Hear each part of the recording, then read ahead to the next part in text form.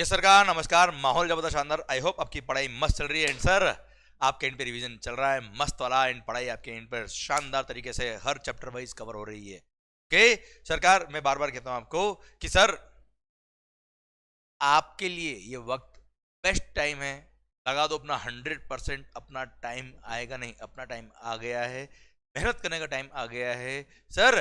Result 100% बहुत अच्छे आपके रहेंगे। बस लगा दो अपनी पूरी ताकत, कर हर मैदान फतेह है। Clear, done. और बच्चों एक और बात, जीएसटी को हल्के में नहीं लेने का। बहुत सारे लोग क्या करते हैं कि सर जो टाइम जीएसटी को देना चाहिए उसको नहीं देते हैं, क्वेश्चंस की प्रैक्टिस नहीं करते हैं, उसकी वजह से फिर एग्जाम में जाके तकलीफ आती है। Clear, GST being a chapter, being a topic जो बड़ा स्कोरिंग हो सकता है अगर ढंग से पढ़ा तो। और हल्के में लेने से क्या होता है, वहां ऐसी माइन्यूट माइन्यूट गलती करके आते हैं हम कि सर हमको पता भी नहीं पड़ता है कि क्या हम गलत करके आए। ओके चलिए सरकार, सर टैक्सेशन के लिए GST can be a key role, GST can play a key role to get a good mark. Okay चलिए सरकार, हम बात करते हैं अगले टॉपिक की, payment of tax and interest. सबसे पहली बात, टैक्स का पेमेंट जो होता है वो आपको पता है क्या, ऑनलाइन होगा, जीएसटी पोर्टल पे जाके करना होगा। सर यहाँ पे सर अगर 14 का क्रेडिट, 14 की अगर आपकी लायबिलिटी है तो सर आपकी जो लायबिलिटी है वो दिखती है इलेक्ट्रॉनिक लायबिलिटी रजिस्टर में। क्लियर, अब आपकी लायबिलिटी जो आई है, एक्चुअली क्या होता है जब आप जीएसटीआर 3 अपना रिटर्न फाइल करते हैं तो उसमें जितनी आपने सेल दिखाई है उस पर जो रेट ऑफ टैक्स होता है उसके अकॉर्डिंग आपकी लायबिलिटी क्रिएट हो जाती है। वो लायबिलिटी आपकी इलेक्ट्रॉनिक लायबिलिटी रजिस्टर में दिखेगी बेटा। अब जीएसटीआर 3 में आपकी लायबिलिटी दिख रही है बेटा। अब आपके पास इनपुट टैक्स क्रेडिट कितना है वो इलेक्ट्रॉनिक क्रेडिट लेजर के अंदर दिख रहा होगा। आप इलेक्ट्रॉनिक क्रेडिट लेजर के अंदर सर मैनुअली पंच करते हो कि सी जीएसटी का मैंने इतना क्रेडिट लिया है, एस जीएसटी का क्रेडिट मैंने इतना लिया है, आई जीएसटी का क्रेडिट इतना लिया है। क्लियर, जीएसटी से इसका क्रेडिट इतना लिया है। जो भी क्रेडिट आपने लिया है वो पंच करेंगे। अब उससे पता पड़ेगा कि लायबिलिटी रजिस्टर में कितना अमाउंट है। जैसे 14 लाख की लायबिलिटी है, 10 लाख का इलेक्ट्रॉनिक क्रेडिट लेजर में क्रेडिट पड़ा है। अब बैलेंस 4 लाख जो आपको पे करना है वो पहले आप इलेक्ट्रॉनिक कैश लेजर में रिचार्ज कराएंगे। मैंने सही वर्ड यूज किया है, रिचार्ज, जानबूझ के। जैसे आपका ई वॉलेट होता है वैसे ही इलेक्ट्रॉनिक कैश लेजर होता है। तो फर्स्ट ऑफ ऑल आपको इलेक्ट्रॉनिक कैश लेजर में अमाउंट डिपॉजिट करना पड़ेगा। आप चाहे तो ज्यादा भी डिपॉजिट करें, हमें कोई दिक्कत नहीं है। 4 लाख की लायबिलिटी, सपोज आपने 5 लाख डिपॉजिट किया। क्लियर, वैसे लोग एक्स्ट्रा डिपॉजिट नहीं करते पर आपकी चॉइस है। आपने 5 लाख डिपॉजिट किया, अब लायबिलिटी 14 लाख की। अब 14 लाख की लायबिलिटी को पे करना है, कैसे पे करेंगे, 10 लाख पे करेंगे through credit ledger, electronic credit laser ITC. और बैलेंस 4 लाख आप पे करेंगे थ्रू कैश लेजर। क्लियर, अब उसमें लिखेंगे कि 10 लाख में यूज कर रहा हूं इलेक्ट्रॉनिक क्रेडिट लेजर को और 4 लाख थ्रू कैश लेजर। उसके बाद आप उसको सबमिट करेंगे, तब जाके आपकी लायबिलिटी पेमेंट होगी। इलेक्ट्रॉनिक क्रेडिट लेजर में 10 लाख रुपए डेबिट हो जाएंगे, वहां से कम हो जाएंगे, और 4 लाख रुपए इलेक्ट्रॉनिक कैश लेजर से कम हो जाएंगे, डेबिट हो जाएंगे वैसे बेटा। आया ना भाई?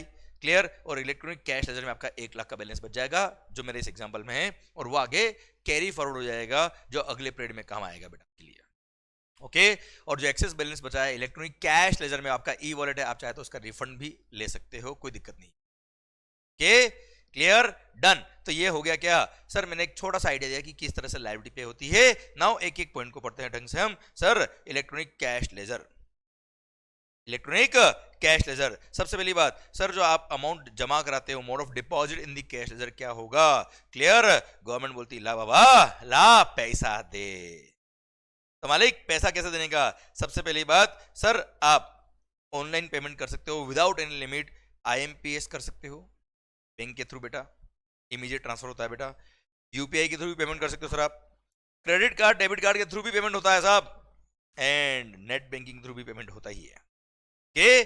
पर अगर आप चाहे ऑफलाइन पेमेंट करना है तो बैंक के थ्रू एनईएफटी और आरटीजीएस कर सकते हो विदाउट एनी लिमिट। पर आपको बैंक जाके फिजिकली कैश जमा कराना है, चेक जमा कराना है, तो सर बैंक जाके जो ऑथराइज्ड बैंक है जीएसटी वाले सर, जहां पे गवर्नमेंट का अकाउंट मेंटेन होता है, वहां ओवर द काउंटर जाके मैक्सिमम 10,000 रुपए पर चालान पर टैक्स पीरियड ही अमाउंट आप डिपॉजिट कर सकते हो थ्रू बैंकिंग चैनल, फिजिकली जाके ओवर द काउंटर।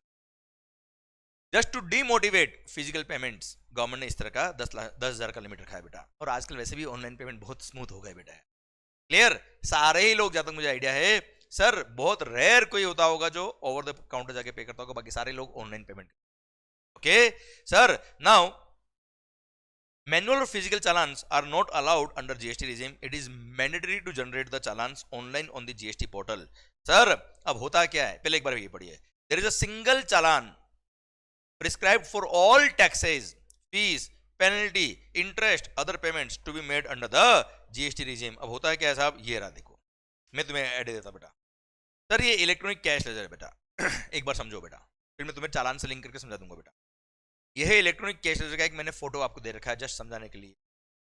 ये डिस्क्रिप्शन कि क्या डिपॉजिट कर रहे हो, टैक्स है, इंटरेस्ट है, फी है, पेनल्टी अदर है. IGST वाला जमा करा रहे हो, CGST वाला, SGST या UTGST. आप अगर स्टेट में कवर होते हो तो GST होगा. आप अगर यूनियन टेरिटरी में रहते हो, आपका रजिस्टर्ड ब्रांच का यूनियन टेरिटरी में, तो UTGST होगा बेटा आपके लिए. सेस लायबिलिटी आती है सेस का कॉलम है आपके लिए, और टोटल. तो सर आप IGST का टैक्स कितना जमा करा रहे हो वो इधर आएगा, IGST का इंटरेस्ट कितना जमा करा रहे हो वह यहाँ आएगा. ये इलेक्ट्रॉनिक कैश लेजर में, ये इनको बोलते हैं, ये जो दिख रहा है ना आपको, ये चारों, इनको बोलते हैं क्या, मेजर हेड. क्या बोलते हैं बेटा इनको, मेजर हेड. एंड ये जो आपको दिख रहे हैं इनको बोलते हैं क्या, माइनर हेड. ओके मालिक, अब मेरी बात समझने की कोशिश करना. मैं आपको क्या, ये बात मैंने अभी आपको क्यों बोली, इसका रिलेवेंस आपको समझ में आएगा. सर इलेक्ट्रॉनिक कैश लेजर में जब आप अमाउंट डिपॉजिट करते हो तो आपको एक चालान फिल करना पड़ता है, जो GST पोर्टल पर जाएंगे, जनरेट चालान में आएगा. वहां पे आप क्या करेंगे, ऐसा ही एक पूरा चार्ट आपको दिखेगा. अब आपको कौन सा अमाउंट कौन से हेड में डिपॉजिट करना है वो फिल करेंगे आप. सर जैसे आपको IGST का टैक्स जमा कराना, तो आप यहां पे लिखेंगे कितना जमा कराना है, वो यहां पे आएगा. क्लियर, कितना CGST टैक्स है इधर आएगा, SGST का टैक्स, और सर कितना पेनल्टी है, लेट फी है, इंटरेस्ट है, सब कुछ ये आप अमाउंट फिल करेंगे मैन्युअली टाइप करके. Clear sir. तो respective major head wise, respective minor head wise, जितना आपको कैश डिपॉजिट करना उतना आप respective head wise, minor head wise आप अमाउंट पंच करेंगे मैन्युअली. उसके बाद वहां पे सर एक बटन आएगा जनरेट चालान, तो जनरेट चालान पे क्लिक करेंगे तो चालान जनरेट हो जाएगा. चालान जनरेट होने के बाद में आप करेंगे क्या, मेक पेमेंट. अब मेक पेमेंट के लिए जैसे जाएंगे तो ये मोड ऑफ डिपॉजिट आपको दिखाएगा. सर फिर इनमें से मोड ऑफ डिपॉजिट आप सेलेक्ट करेंगे, उसके बाद आप अपने अकाउंट से पे करेंगे, तब जाके आपके अकाउंट से पैसा कटेगा, और ये चालान के थ्रू ये अमाउंट आपके respective head wise, minor head wise electronic cash ledger में डिपॉजिट हो जाएगा. आई होप बात समझ में आ गई मेरी आपको. Clear, this is how it is deposited. समझे. अब सर मान लो आपने ई चालान जनरेट तो कर दिया, पर अभी पेमेंट नहीं कर पाए किसी कारण से, तो ई चालान आपका सेव रहेगा and it is valid for 15 days. ऐसा नहीं कि उस टाइम पेमेंट नहीं किया तो चालान वापस से नया बनाओ बाद में, नहीं, 15 दिन तक सेव रहेगा. जब पेमेंट आपको करना होगा तब चालान को वापस से ओपन करेंगे, डायरेक्ट पेमेंट करेंगे, वापस से चालान फिल करने की जरूरत नहीं है, वो चालान सेव रहेगा आपका. Okay, the deposit made by one of the modes and in the prescribed manner will be credited to the electronic cash ledger of the taxable person. जो मैंने बताया आपको बेटा, CIN. जब आप पेमेंट करते हो तो एक आइडेंटिफिकेशन नंबर इश्यू होता है. सर उसको बोलते हैं क्या, challan identification number. It is generated by the banks indicating that payment has been realised and credited to the appropriate government account against the generated challan. कि सर CIN नंबर से एक तरह से वो ट्रांजेक्शन आईडी होता है ना बेटा ऑनलाइन पेमेंट में, वैसे ही CIN होता है, चालान आइडेंटिफिकेशन नंबर, जिससे ये पता पड़ेगा कि हाँ आपके बैंक से पैसा कट गया और गवर्नमेंट के अकाउंट में हमने पैसा डाल दिया. ये रहा उसका challan identification number. Sir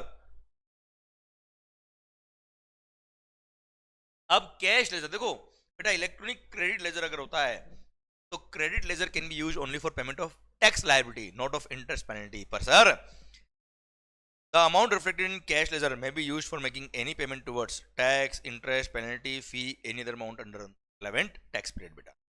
Where in the ledger information is kept minor head wise for each measure head, जो मैं आपको ऑलरेडी बता चुका बेटा. The ledger is displayed measure head wise, that is IGST, CGST, UTGST, SGST और cess. Each measure head is divided into 5 minor heads, tax, interest, penalty, fee और other, जो मैं आपको यहाँ बता चुका हूँ ऑलरेडी. ठीक है. नाउ सर एक बड़ा इंपॉर्टेंट बात, सर अगर मान लो कोई फंड्स, जैसे इस एग्जांपल में आप यहां देखिए, यहां देखो आप, जैसे आपने IGST के इंटरेस्ट वाले माइनर हेड में, IGST का मेजर हेड, उसका इंटरेस्ट वाला माइनर हेड में 99,677 अमाउंट डिपॉजिट कर रखा है. सर अगर आपकी लायबिलिटी आती है तो 99,677 can be used only for IGST interest. मतलब the funds available in any major head can never be used for another major head, allowed नहीं। Second thing, the funds available in any minor head of the major head can never be used for another minor head of the same major head also. बेटा मतलब अपने ही major head में another head में अगर आपको another minor head में अगर अमाउंट पे करना है तो ये यूज नहीं कर सकते आप। क्लियर? इसलिए चालान फिल करते वक्त आपको शांति से, ध्यान से, सर आपको रेस्पेक्टिव हेड वाइज आपको कौन सा माइनर हेड में कितना अमाउंट डिपॉजिट करना है वो आप प्रॉपरली फिल करेंगे, उसके बाद आप पेमेंट करेंगे तो रेस्पेक्टिव हेड वाइज आपका अमाउंट डिपॉजिट हो जाएगा। और अगर कभी मान लो किसी हेड में एक्स्ट्रा फंड पड़ा है और किसी की लायबिलिटी अलग है तो सर वो कैन नॉट बी यूज्ड। अब ऐसे केस में क्या करना होगा? Sir transfer of funds. तो सर यहां पे अगर फंड्स अवेलेबल है, मान लो इलेक्ट्रॉनिक कैश लेजर की बात करूंगा आपसे बेटा, आईजीएसटी में फंड्स अवेलेबल है टैक्स में, तो it can not be used for CGST और SGST. ITC of IGST can be used for CGST और एसजीएसटी, पर कैश लेजर में अगर बैलेंस है तो सर वो respective major head wise minor head wise ही काम आएगा। ठीक है सर, ये यहां पे लिखा है, this is very very good point. समझे? ये पॉइंट बहुत अच्छा पॉइंट है बेटा जो मैंने अभी आपको समझाया। ठीक है, पर अगर मान लो आपसे गलती से किसी मेजर हेड में सर एक्सेस अमाउंट जमा हो गया तो क्या करने का? Transfer of funds is allowed बेटा। तो सर क्या होगा? एक फॉर्म है बेटा जिसके थ्रू आप क्या करेंगे? सर फंड्स आप फॉर्म फिल करेंगे कि मेरे को इस मेजर हेड से, इस मेजर हेड के इस माइनर हेड से फंड इस मेजर हेड के इस माइनर हेड में ट्रांसफर करना है। जैसे यहां से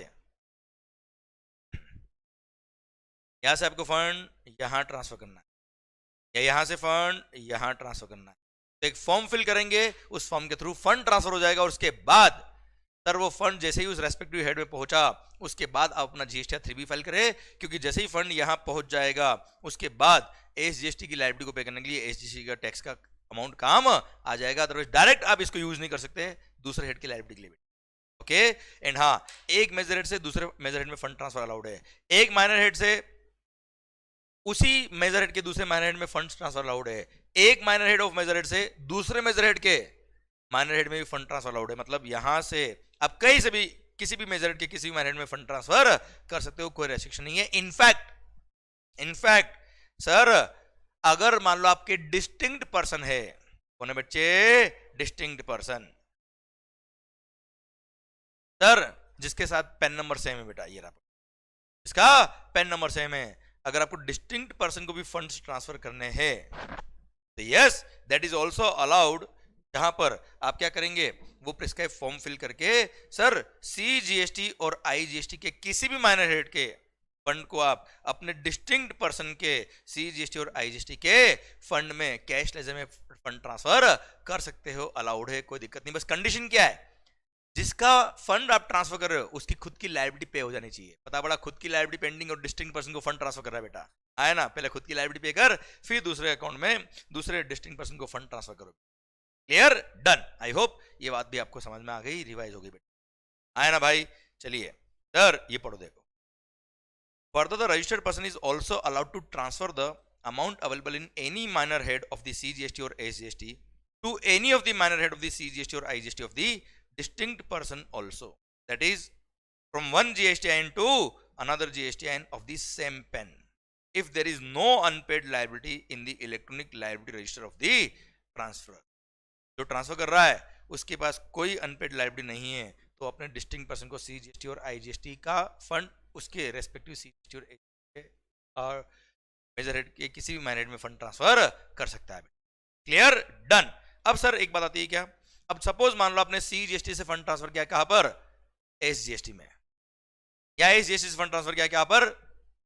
सीजीएसटी में। तो सर इंटर गवर्नमेंट भी अकाउंट ट्रांसफर होगा बेटा, क्योंकि सर जैसे ही आप सीजीएसटी से फंड ट्रांसफर करेंगे कहां? एसजीएसटी में, तो स्टेट गवर्नमेंट बोलेगी भाई एसएससी ने पहले पैसा दिया सीजीएसटी अकाउंट में, अब एसएससी बोलता है मेरे को सीजीएसटी से अकाउंट से फंड निकाल के कहां डालना है? एसजीएसटी। तो सर स्टेट गवर्नमेंट बोलेगी क्या? सेंट्रल गवर्नमेंट को भाई इतना अमाउंट मेरे इधर इस फंड में ट्रांसफर।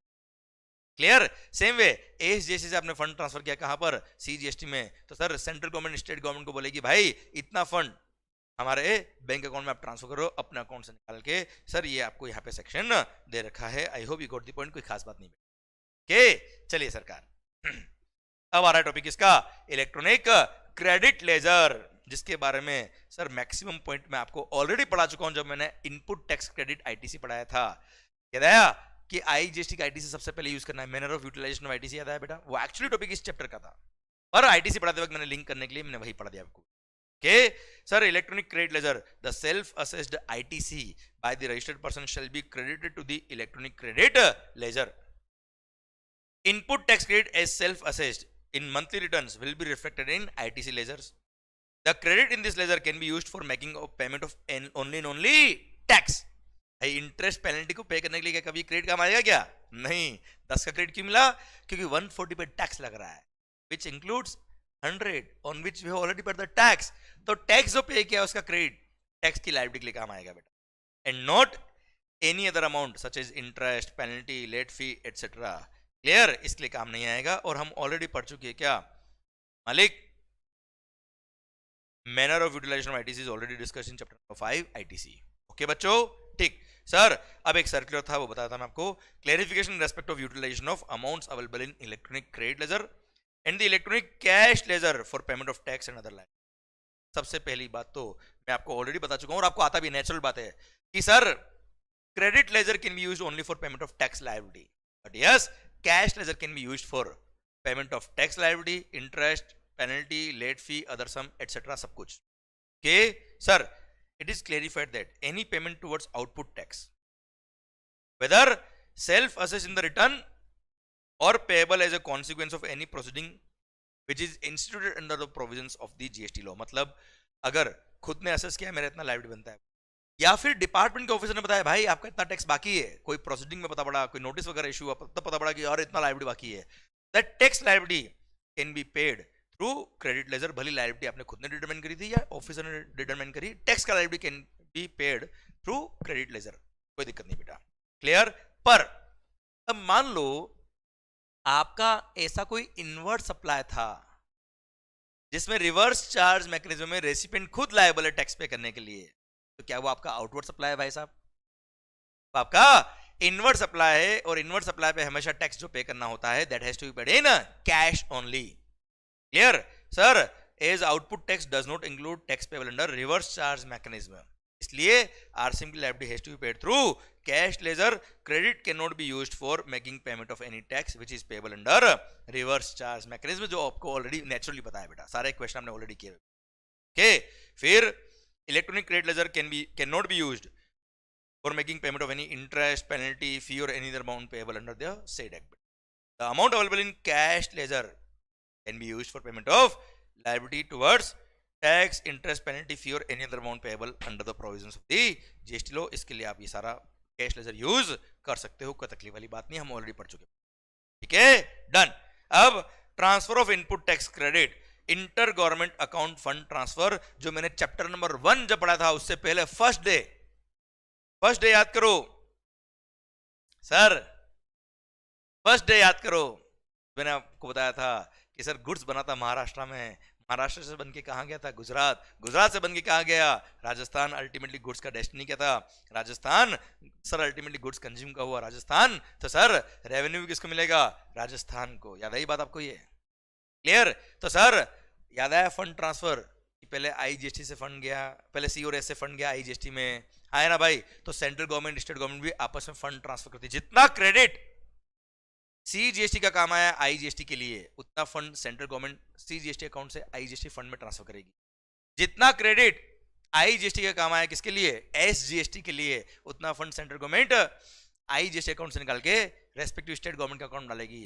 जितना क्रेडिट एसजीएसटी का काम आया किसके लिए? आईजीएसटी के लिए, उतना फंड स्टेट गवर्नमेंट क्या करेगी? अपने टैक्स वाले अकाउंट से निकाल के वो रेस्पेक्टिव सेंट्रल गवर्नमेंट के आईजीएसटी वाले फंड में ट्रांसफर करेगी बेटा। आया ना भाई? क्लियर? ये हमने पढ़ा रखा ऑलरेडी, ये सेक्शन में ये लिख रखा है क्या मालिक? चलिए sir, electronic liability register, I hope sir अब आपको चीजें कनेक्ट हो रही है बेटा, और आपको अब इंपॉर्टेंट समझ में आ रही है कि जो हमने डे 1 पे पढ़ा था या जो पहले पढ़ लिया वो अब कितना अच्छा काम आ रहा है, अब कितना टाइम बच रहा है बेटा अपना, और लिंकिंग के साथ भी पढ़ाई हो रही है बेटा। सबसे इंपॉर्टेंट बात तो ये है अपनी, है ना मालिक? इसलिए सबसे इंपॉर्टेंट क्या है? लिंकिंग से पढ़ाई करना। ओके, आओ बच्चों, electronic liability register. Electronic liability register will reflect all the liabilities of a taxable person for a particular tax period. सारी लाइबिलिटी दिखेगी सर उसके अंदर, भले वो टैक्स की हो, इंटरेस्ट की हो, पेनल्टी की हो, लेट फी हो, सारी लाइबिलिटी बेटा। Now very important point, what is the order of discharge of tax and other dues. सबसे पहले आप आपकी खुद की जो self assessed tax and other dues, जो प्रीवियस टैक्स पीरियड के बाकी वो पहले पे करेंगे। Tax as well as other dues. Other dues मतलब होता है क्या? अदर ड्यूज का मतलब होता है इंटरेस्ट, पेनल्टी, फी और any other amount payable under the act और द रूल्स मेड अंडर। मतलब करंट टैक्स पीरियड का tax plus current tax period का प्रीवियस टैक्स पीरियड का अगर कोई टैक्स बाकी है वो इंटरेस्ट, पेनल्टी, लेट फी सब कुछ प्रीवियस पीरियड का पहले पे करेंगे। उसके बाद करंट पीरियड का tax, interest and other dues वगैरह सब कुछ जो भी है वो आप पे करेंगे। उसके बाद अगर सेक्शन में 73 और 74 का कोई लायबिलिटी आता है तो उसको आप पे करेंगे। Clear? This is the order of payment of liability. Okay बच्चों, ये भी कभी कभी क्वेश्चन बन जाता है एग्जाम में, बहुत कर्जा हो रखा है जीवन। आइए बच्चों, सर ये ई लेजर्स के बारे में और क्या कह दिया, देखना ध्यान से। लास्ट पॉइंट है बेटा, electronic cash laser, it will reflect all deposits made in cash, TDS and TCS. जो सर गवर्नमेंट डिपार्टमेंट वगैरह ने टीडीएस काटा होगा और ईसीओ ने जो टीसीएस कट किया था बेटा, वो अपना रेस्पेक्टिव जीएसटीआर 7 और जीएसटीआर 8 फाइल करेंगे, हमारे इलेक्ट्रॉनिक कैश लेजर में रिफ्लेक्ट करेगा, हम उसको एक्सेप्ट करेंगे और अमाउंट हमारे कैश लेजर में डिपॉजिट हो जाएगा। TDS and TCS accepted by the taxpayer. This ledger can be used for making any payment towards tax, interest, penalty, fee, or any other amount on payment on behalf of on account of GST beta. Electronic credit ledger, it reflects the ITC as self-assessed in the monthly return. Clear? And it can be used for making payment of only and only tax, that is output tax. ना तो RCM की liability पे करने के लिए ITC काम आता है, नहीं इंटरेस्ट, पेनल्टी, अदर फी पे करने के लिए काम आता है। अब electronic liability register will reflect the total liability of a taxpayer for a particular month. ठीक है बच्चों, ये वापस रिवाइज हो गया एक समरी फॉर्म में। आइए बच्चों, very very very important point of this chapter. सरकार लग गए क्या? इंटरेस्ट। Section number 50। अगर sir delayed payment of tax होता तो क्या लगेगा? इंटरेस्ट। अब सर सबसे पहली बात, सबसे इंपॉर्टेंट बात, सर सबसे काम की बात, मालिक व्हेन इंटरेस्ट इज पेएबल, दो केस में इंटरेस्ट की बात आएगी। सर वो पढ़ने से पहले एक बात मैं आपसे शेयर करूंगा, what do you mean by interest? What do you mean by interest? आपका किसी में इंटरेस्ट है क्या मैं उसकी बात कर रहा हूं? किसी का आप में इंटरेस्ट है क्या मैं उसकी बात कर रहा हूं? नो। ब्याज, time value of money, interest is nothing but the time value of money. आपने गवर्नमेंट का पैसा लेट पे किया तो गवर्नमेंट को इंटरेस्ट दे दो, समझे मेरी बात? That is what is called interest. Time value of money is called interest. तो sir when interest is payable, first अगर assessee payment of tax late करता है, if there is delay in making payment of tax, आपको पता है GST में monthly payment of tax करना पड़ता है। Clear sir? वो भी जीएसटीआर 3B फाइल जब करते हो वही due date of filing GSTR 3B is the due date of filing the due date of making payment of tax. तो due date of filing return ही due date of payment of tax होता है। उससे बाद अगर आपने return file किया है, उसके बाद अगर आपने टैक्स पे किया है, तो सर ऐसे केस में ड्यू डेट के बाद अगर आप रिटर्न फाइल करते हो मतलब आपने पेमेंट लेट किया है। सेकेंड थिंग, आपने रिटर्न तो टाइमली फाइल कर दिया पर उस रिटर्न के अंदर कुछ ट्रांजेक्शन डिस्क्लोज करना रह गया, गलती हो गई, जो बाद में सब्सिक्वेंट पीरियड में जब आपको आइडेंटिफाई हुआ गलती हो गई तो सब्सिक्वेंट टैक्स पीरियड में आप सर रेक्टिफिकेशन ऑफ एरर्स कर सकते हो कि सर उस पीरियड में मेरे से गलती हो गई, अब मैं उसका टैक्स पे कर रहा हूं, तो तब भी अगेन टैक्स लेट पे हुआ है, इंटरेस्ट पे करना पड़ेगा। ओके, तो when interest is payable, interest is payable in following two circumstances. First, delay in payment of tax in full और in part with in the prescribe period बेटा।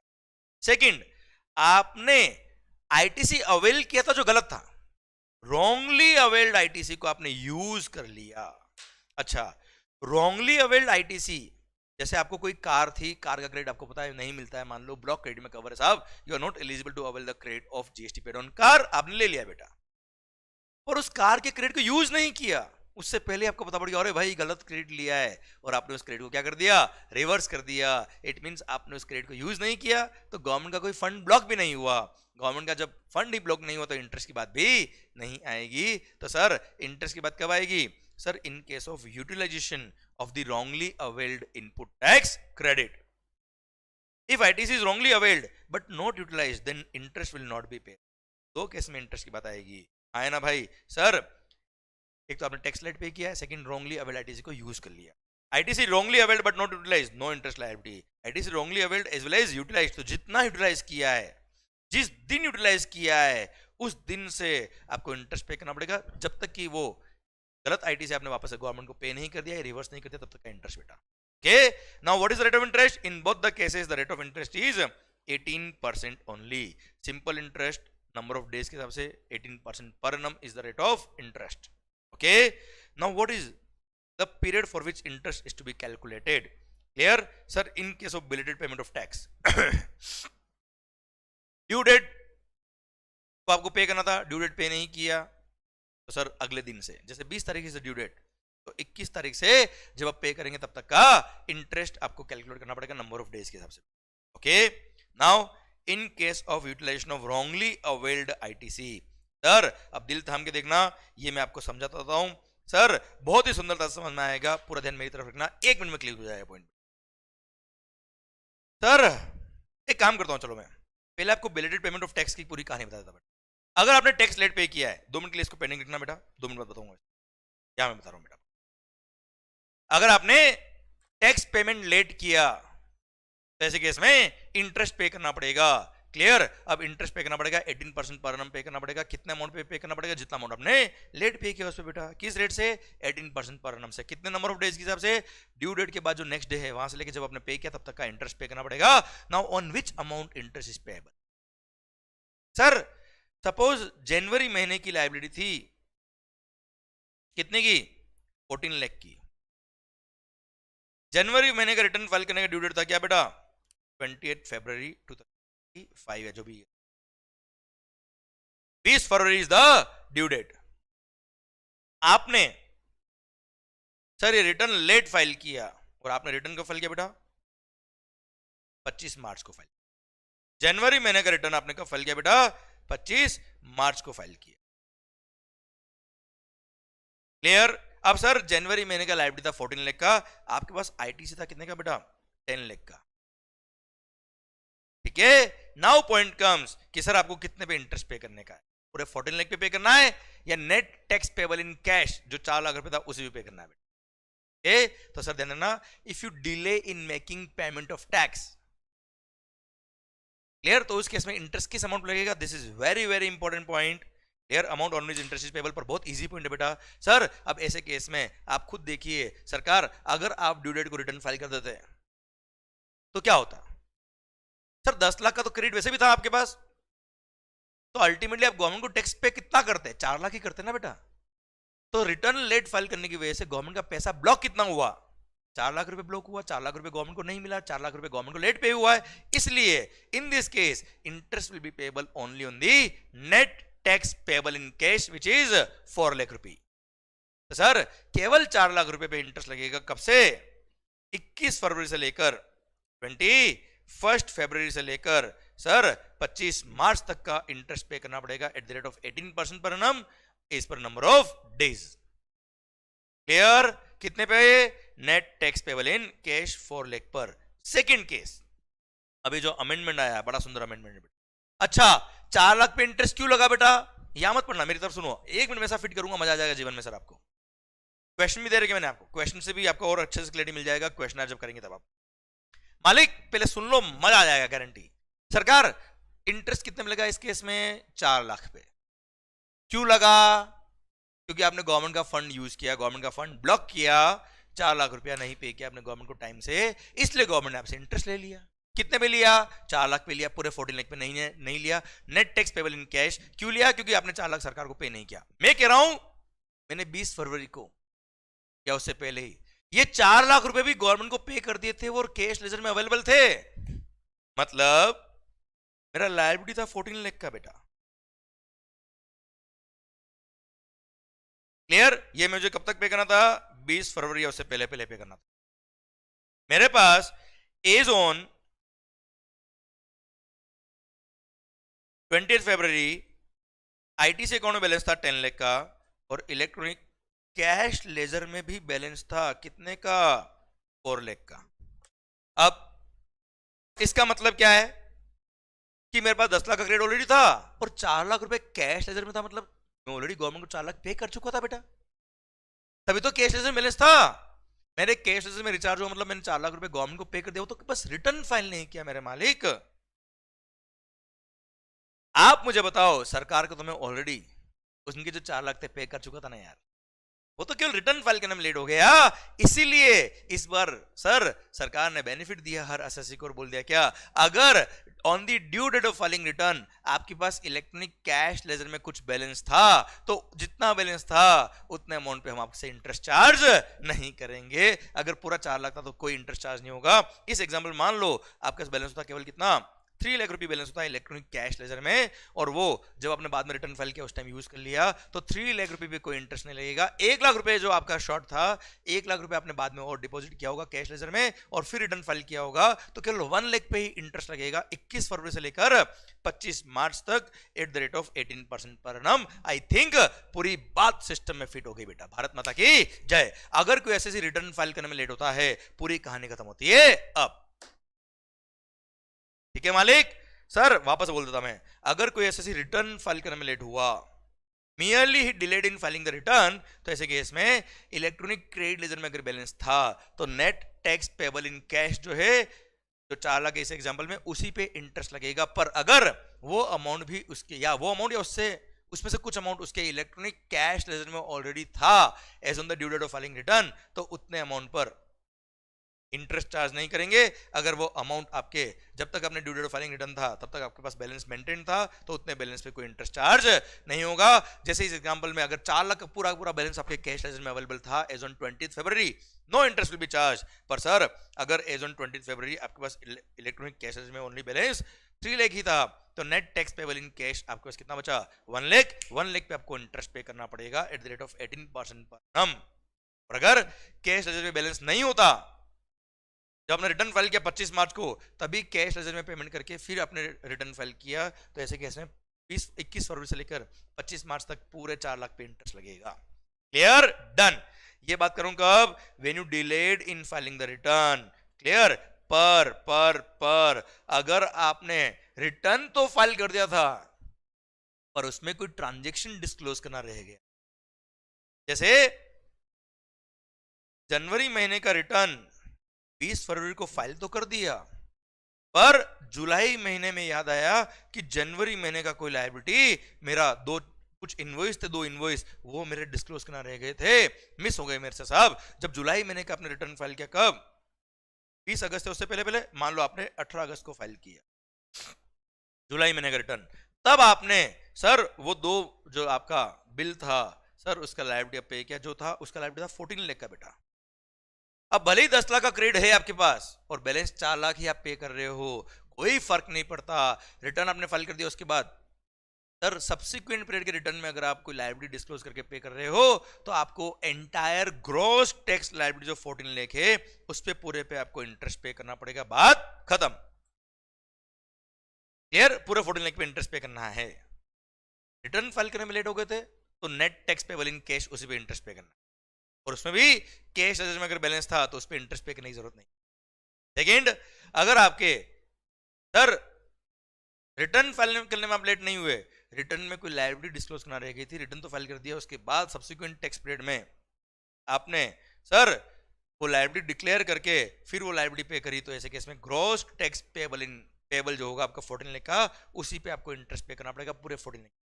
Second exception, जब आपका कोई proceeding section number 73 या 74 का demand notice वगैरह आया आप पे, और उस सेक्शन नंबर 73 74 की वजह से आपने कोई टैक्स पे किया, तो अगेन ग्रॉस टैक्स लायबिलिटी होती है 14 लाख की। इस एग्जांपल में भले वो 10 लाख रुपए आपने क्रेडिट लेजर के थ्रू पे किया, 4 लाख कैश के थ्रू पे किया, 14 लाख पे इंटरेस्ट पे करना पड़ेगा। क्या मालिक? रेस्पेक्टिव मंथ की ड्यू डेट से लेकर, ड्यू डेट से नेक्स्ट डे से लेकर जब आप पे करेंगे तब तक का इंटरेस्ट, जैसे 20 फरवरी ड्यू डेट थी तो 21 फरवरी से लेकर जब आप पे करेंगे तब तक का interest 18% per annum, simple number of days के हिसाब से। भारत माता की जय। खत्म। ओके मालिक, बड़ा सुंदर पॉइंट था इसका। मुझे क्वेश्चन भी एक्सपेक्टेड एग्जाम्स के अंदर, मैंने क्वेश्चन भी क्वेश्चनर बुक में आपको दे रखा है, क्लियर। और मैंने जो क्वेश्चनर के लेक्चर में इस लेक्चर के बाद दूंगा आपको, उस क्वेश्चन आपको मिल जाएंगे। जरूर से उस क्वेश्चन को हल्के में ना ले और अच्छे से उसको सोल्व करें, हाथ से सोल्व करना। भले मैंने क्वेश्चन सोल्व करा दिया, फिर भी हाथ से सोल्व करना, वरना एग्जाम में गलती हो। चलिए सर, ये तो डिलेड पेमेंट ऑफ टैक्स में कितना इंटरेस्ट लगता है वो बता दिया मैंने आपको। सर किस अमाउंट लगता है वो बता दिया मैंने आपको। Now in case of wrongly availed ITC, उस पे रॉन्गली अवेल्ड आईटीसी को अगर आपने यूज कर लिया, रिपीट, रॉन्गली अवेल्ड आईटीसी को अगर आपने यूज कर लिया, तो जितना अमाउंट आपने यूज किया उस पे क्या लगेगा, इंटरेस्ट। नाउ उसमें कैसे कैलकुलेशन होती, आप सिंपल सा समझना पॉइंट। सर मैं यहां समझाता हूं बेटा। मान लो आपने 10 जनवरी को 10 लाख का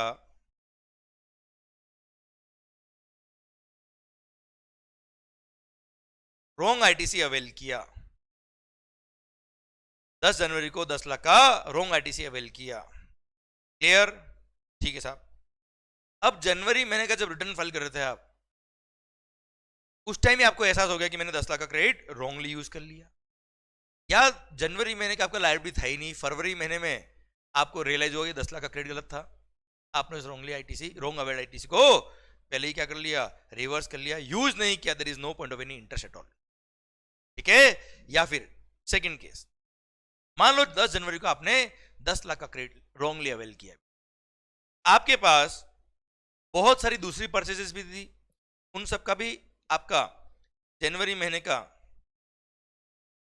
आपने बहुत सारा अदर परचेज किया बेटा,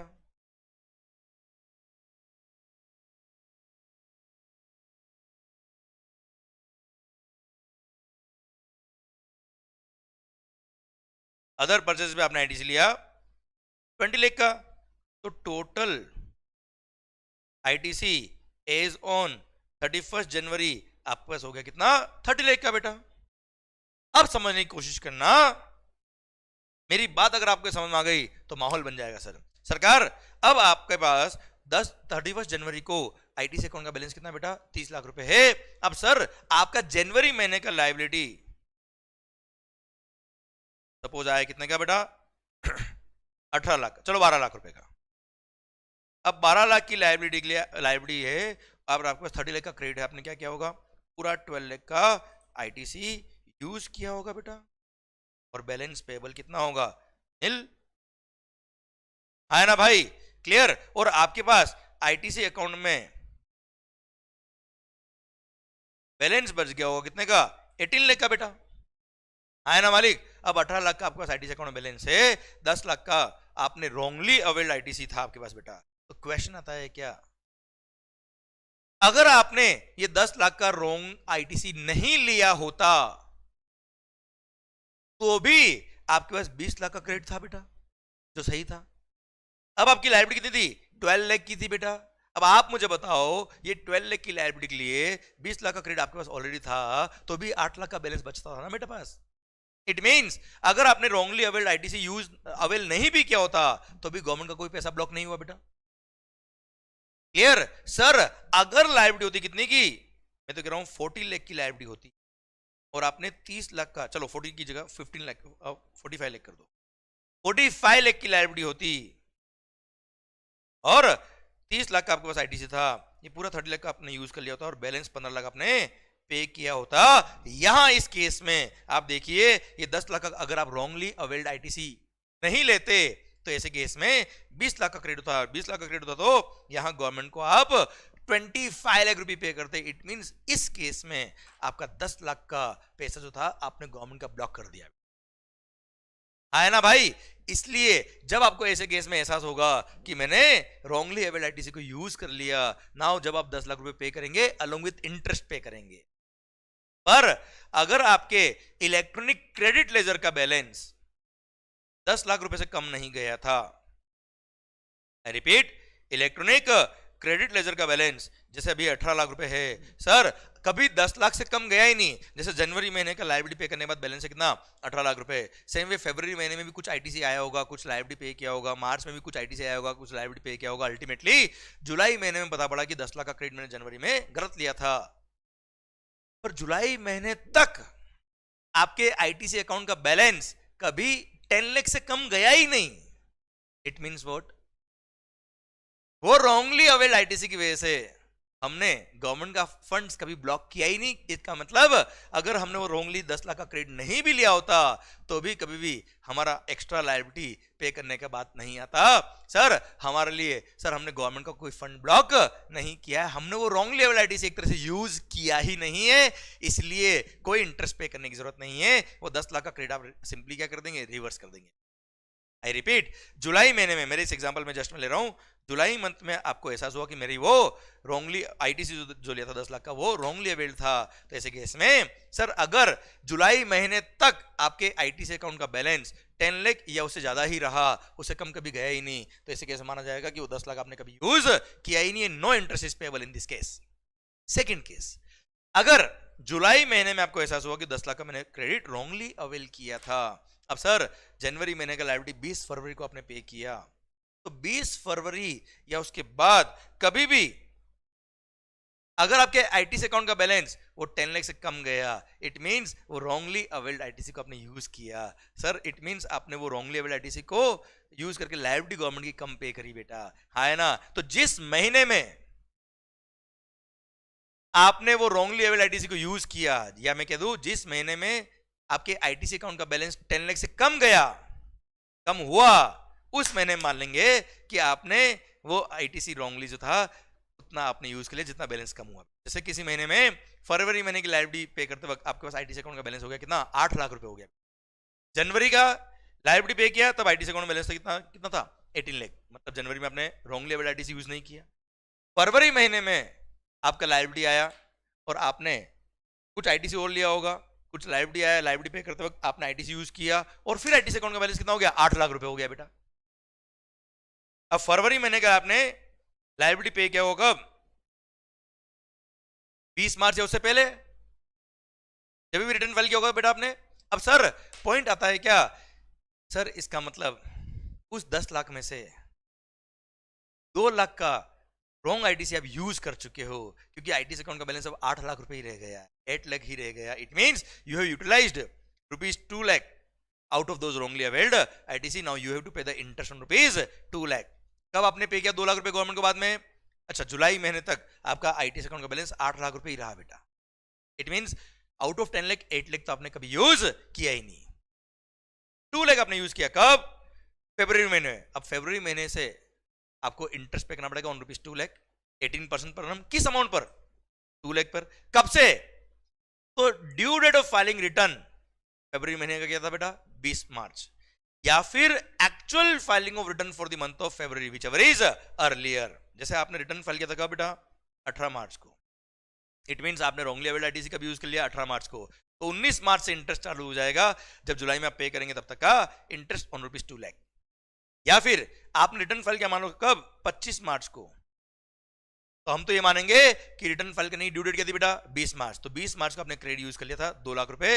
21 मार्च से, 25 मार्च और 20 मार्च, विच एवर इज अर्लियर, 20 मार्च, तो 21 मार्च से लेके जब आप सर जुलाई महीने में वो 2 लाख रुपए गवर्नमेंट को पे करेंगे तब तक का इंटरेस्ट 18% पर annum बेटा, आया ना भाई। तो आई रिपीट, जिस महीने में आपका आईटीसी अकाउंट का बैलेंस वो 10 लाख से कम गया, तो जितना कम गया उतने अमाउंट कम मान लेंगे यूज किया उस महीने में आपने, तो उस महीने से क्या लगेगा, इंटरेस्ट। तो कब से लगेगा, उस महीने की रिटर्न फाइल करने की ड्यू डेट या actual filing of return for that particular month, which ever is earlier, वहां से लेके जब आप फाइनली सर टैक्स पे करेंगे गवर्नमेंट को तब तक का interest at the rate of 18% per annum on that amount which fail short out of ₹10 lakh बेटा, हाँ है ना भाई, डन। ये पूरा इंटरेस्ट का कहानी खत्म होता है।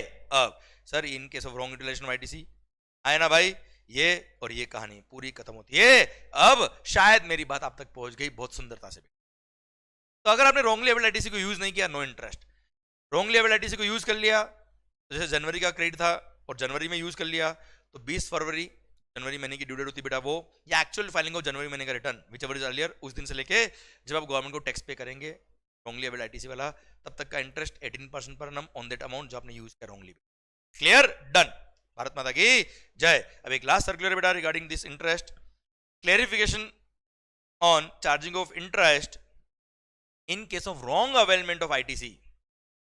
Wrong availment of IGST credit and reversal thereof. बेटा सिंपली बोला है कि देखो आपके पास आईजीएसटी का भी बैलेंस होता है, ईजीएसटी का भी बैलेंस होता है और एसजीएसटी का भी बैलेंस होता है। बेटा ये तीनों का बैलेंस मिला के आपके पास था 18 लाख रुपए का, इसमें से आईजीएसटी वाला आईटीसी था 5 लाख का। ये 5 लाख आपने रॉन्गली अवेल किया था। क्लियर? अब 5 लाख रुपए का आपने आईजीएसटी का आईटीसी रॉन्गली अवेल किया। क्लियर? अब आपको 4 महीने बाद पता पड़ा कि वो 5 लाख का आईजीएसटी का आईटीसी रॉन्गली अवेल। अब 5 लाख पे इंटरेस्ट लगेगा कि नहीं लगेगा, ये देखने के लिए आपको ये देखना है कि क्या आपका आईटीसी अकाउंट का बैलेंस 5 लाख रुपए से कम हुआ कभी भी। अगर 5 लाख रुपए से कम अगर आपका आईटीसी अकाउंट का बैलेंस 5 लाख रुपए से कम हो गया, इट मींस आपने वो रॉन्गली अवेल्ड आईटीसी यूज कर लिया बेटा। तो वो 5 लाख रुपए का अमाउंट देखते वक्त आपको सीजीएसटी, एसजीएसटी और आईजीएसटी तीनों को ऐड करके फिर देखने का बेटा। मतलब आपका हो सकता है आईजीएसटी अकाउंट का बैलेंस कम हो गया हो 5 लाख से बेटा, पर आईजीएसटी, सीजीएसटी प्लस एसजीएसटी तीनों मिला के आपका कभी भी आईटीसी अकाउंट का बैलेंस 5 लाख रुपए से कम कभी नहीं हुआ। तो ऐसे केस में no interest will be payable. कारण क्या है, ये तीनों को टोटलिटी में क्यों देखा जाता है बेटा, क्योंकि आईजीएसटी का आईटीसी आपने रॉन्ग अवेल किया वो ठीक है बेटा, पर सर लायबिलिटी पे करते वक्त सबसे पहले आईजीएसटी का आईटीसी को यूज करते बेटा, है ना। तो आईजीएसटी का आईटीसी को आपने यूज कर लिया, बाय डिफॉल्ट आपको आईजीएसटी पहले यूज करना था, इसलिए आपने यूज किया ना यार। क्लियर? तो सर ऐसे केस में क्या होगा, आपके पास ऑल दो सीजीएसटी और एसजीएसटी का जो करेक्ट आईटीसी था वो पड़ा था, वो आप यूज नहीं कर पाए क्योंकि मैकेनिज्म ऐसा था कि हमको आईजीएसटी आईटीसी पहले यूज करना है। इसलिए हम कभी भी ये नहीं कहेंगे कि आपने रॉन्गली अवेल्ड वाला आईटीसी यूज किया। इसलिए आईजीएसटी का आईटीसी रॉन्गली जो अवेल किया था वो यूज हुआ कि नहीं हुआ। सिंपल टर्म्स में अगर बोलूं तो आपको केवल ये चेक करना है कि आईजीएसटी का आईटीसी अगर रॉन्गली अवेल हुआ है तो वो यूज हुआ कि नहीं हुआ। उसको देखने के लिए आईजीएसटी, एसजीएसटी, यूटीजीएसटी और सीजीएसटी इन सब के आईटीसी अकाउंट को ऐड करो, उसके बाद देखना कि अगर वो बैलेंस 5 लाख रुपए से कम जाता है तो ऐसे केस में जितना अमाउंट कम गया तीनों को मिला के उतना अमाउंट आपने आईजीएसटी का रॉन्गली अवेल्ड आईटीसी में से यूज किया, ये देखने का बेटा। क्लियर मेरी बात? सेकंड थिंग देखो ये लिखा है, total ITC availed in electronic credit ledger under the heads IGST, CGST and SGST taken together has to be considered. Second, अगर कभी आपने जीएसटी कंपनसेशन सेस का रॉन्ग आईटीसी अवेल किया, क्योंकि देखो सेस का क्रेडिट मिलता है पर सेस की लायबिलिटी को पे करने में ही काम आता है बेटा। जैसे मैं तंबाकू बेचता हूं, तंबाकू बेचने के लिए मैंने तंबाकू खरीदा, सिगरेट बेचने के लिए मैंने तंबाकू खरीदा, तो सिगरेट की सेल पर मेरे को जीएसटी सेस की लायबिलिटी भी आती है। जीएसटी सेस की लायबिलिटी को पे करने के लिए मैंने परचेज से टोबैको पे सेस पे किया होगा, सेस के लिए सेस का क्रेडिट मिलता है। सेस का क्रेडिट सीजीएसटी, एसजीएसटी, आईजीएसटी में काम नहीं आता। क्लियर? इसलिए कभी अगर रॉन्गली अवेल्ड सेस का क्रेडिट था, अब वो आपने यूज किया कि नहीं किया, तो उसके लिए केवल सेस का ही बैलेंस देखेगा, उसके लिए CGST plus SGST plus IGST मत देखेगा। क्लियर? सर क्या लिखा है? No, because ITC in respect of compensation cess on account of supply of goods or service can be utilized only towards payment of compensation cess leviable on supply of such goods or services। क्योंकि cess का credit कभी भी IGST, CGST और SGST में काम नहीं आता, और आई का क्रेडिट तो सी और एस दोनों में काम आता ना यार बेटा। इसलिए आई का क्रेडिट रॉन्गली अवेल किया, उसको यूज किया कि नहीं किया, उसके लिए आई, सी और एस तीनों का आईटीसी क्लब करके फिर देखने का कि आईटीसी अकाउंट का बैलेंस कम हो रहा है कि नहीं हो रहा है। पर कंपनसेशन सेस का बैलेंस अगर आपने रॉन्गली अवेल किया है और उसको यूज करा कि नहीं करा, ये देखने के लिए आपको जीएसटी कंपनसेशन सेस का आईटीसी अकाउंट का बैलेंस देखना रहेगा। वो अगर कम चला गया तो ऐसे केस में ये मान लेंगे सेस का क्रेडिट आपने यूज कर लिया है जो रॉन्गली अवेल। ठीक है, डन। तो उसमें सीजीएसटी, एसजीएसटी, आईजीएसटी क्लब करने की जरूरत नहीं, केवल सेस के लिए सेस ही देखने का बेटा। Okay, done. सरकार ये रॉन्गली अवेल्ड आईटीसी के लिए भी सारी कहानी इंक्लूडिंग सर्कुलर भी ये खत्म होता है। अब आई होप ये फास्ट ट्रैक बैच के अंदर चीजें आपको अच्छे से रिवाइज हो रही है। ये सब चीजें अच्छे से रिवाइज करोगे जब आपने अच्छे से पढ़ा हुआ है। ठीक है, do revise at your and very well. कर हर मैदान फतेह, हर मैदान फतेह होगा अगर आपने हर मैदान में मेहनत करी। सर आई होप ये payment of tax and interest भी खत्म हुआ। नाउ हाउ इज द जोश? Hi sir, clear? इसी के साथ भारत माता की जय। ये चैप्टर खत्म होता है। अब अगर आपको इसका क्लिक करना है तो you can click this point और बाद में अपनी लैंग्वेज में आप नोट कर लेना अपने बुक के अंदर बेटा। पर मैंने इसकी क्वेश्चन आपको क्वेश्चन बुक में आपको और इजीली और अच्छे से डन। इसी के साथ ये लेक्चर यही खत्म होता है। अब कर हर मैदान फतेह। क्लियर? फतेह होगी आपकी, हमेशा होगी। बस मेंटेन योर कॉन्फिडेंस, अच्छे से पढ़ाई करें, खुश होकर पढ़ाई करें, पूरी ताकत लगा। क्लियर? क्योंकि आपके बेस पर सर आपके फ्रेंड्स के, आपके दोस्तों के, आपके पेरेंट्स के, आपके सब वालों के सपने टिके हुए थे। सो लगा दो अपना दम, वक्त आ गया है पूरी मेहनत का। और अगर मजा आ गया हो लेक्चर के अंदर तो do share with your friends and sir comment में माहौल जबरदस्त शानदार जरूर लिख देना।